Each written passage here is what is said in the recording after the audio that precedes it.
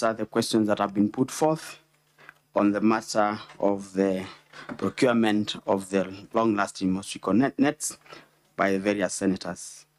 Mr. Speaker, sir, the Senator for Narok asked me to give a chronology of what happened so that I may be able to bring out the issue of the pressure that I got from His Excellency the Deputy President and alluded to the letters that I have submitted in regard to the tenders. Indeed, Mr. Speaker, sir, on around the end of April, the Global Fund wrote to the Kenya Global Fund Management Office, communicating a pre-award review decision to terminate the procurement of the 3.7 billion mosquito net tenders. Mr. Speaker, sir, this was after the procurement had been done earlier on in February by KEMSA, and it's a usual procedure during the procurement under the Global Fund,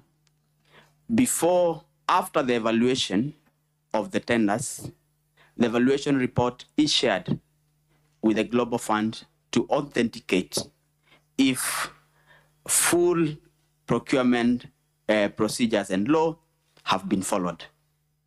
On review, the Global Fund realized that the tender, which the evaluation committee had recommended to be awarded to one Shobika Impex Limited, had an issue. And Mr. Speaker, I will refer to the bid bond, which I shared in the documents.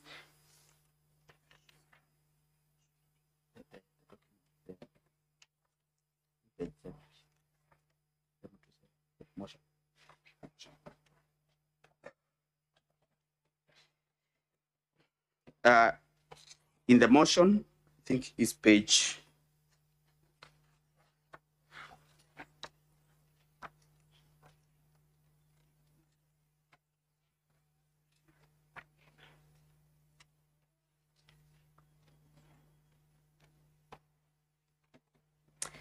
is page 76 out of 85.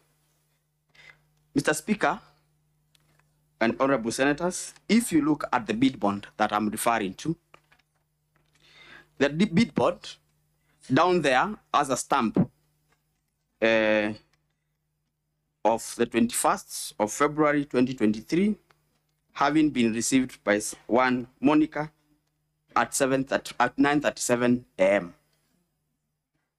Mr. Speaker, sir, this tender was running at the time this bid bond is being received. The tender was supposed to close on the 10th of March, but the earlier closure, this bid bond, did not come as part of the tender document. Usually, bid bonds are annexures to the tender document, and therefore, this bid bond came as an ordinary mail. Further, if you look on top of that page, it's written PD, which is Procurement Department, FY&F for your next necessary action, and I can confirm the signature for the CEO who was there before me on the 23rd of February while the tender was opening. In other words, Mr. Speaker, sir, this bid bond already had issues even before the tender closed and was opened, and therefore the bid bond was submitted outside the tender document, which is already an irregularity in the procurement. Mr. Speaker, after the cancellation of these tenders, the Global Fund, this issue brought an outcry, and as a result, a principal secretary, the CEO, and officials from the Ministry of Health and KEMSA were suspended as a result. the PS was actually dismissed. Mr. Speaker, sir, an investigation was instituted by the Public Procurement Regulatory Authority, the ESCC, both houses of Parliament, both the National Assembly and the Senate, investigation onto the procurement anomalies. Mr. Speaker, one company wrote to us on around June 12th or thereabout, asking for return of the bid bond. This company was Shobika, and we were able to, we did not have the document because ESCC and other investigating agencies had taken the original documents. And therefore, we wrote back and informed them of the state. And when July came, I think the investigations were happening, officers were recording statements, and that is when I got a call from the Deputy President asking me to surrender the bid bond to Dr. Rigathi Kino. On the same day, because I called ESCC, I informed them that, and for the record, Honorable Speaker, I had never received a call from anyone above my cabinet secretary. This was the first time I received a call from a sitting deputy president and requesting for documents that were under investigations. Mr. Speaker, in my 15 years of public service, I had never been asked to do that.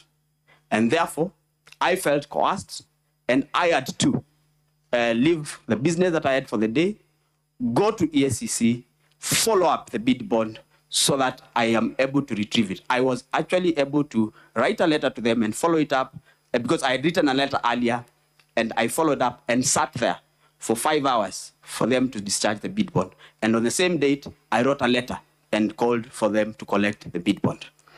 I think, Mr. Speaker, that explains the conversation and the pressure that I felt as an officer serving in public service. I have explained that the company that had been awarded this tender through the technical evaluation was Shobika Impex, whose local agent, sole agent, is Crystal Limited. Mr. Speaker, sir,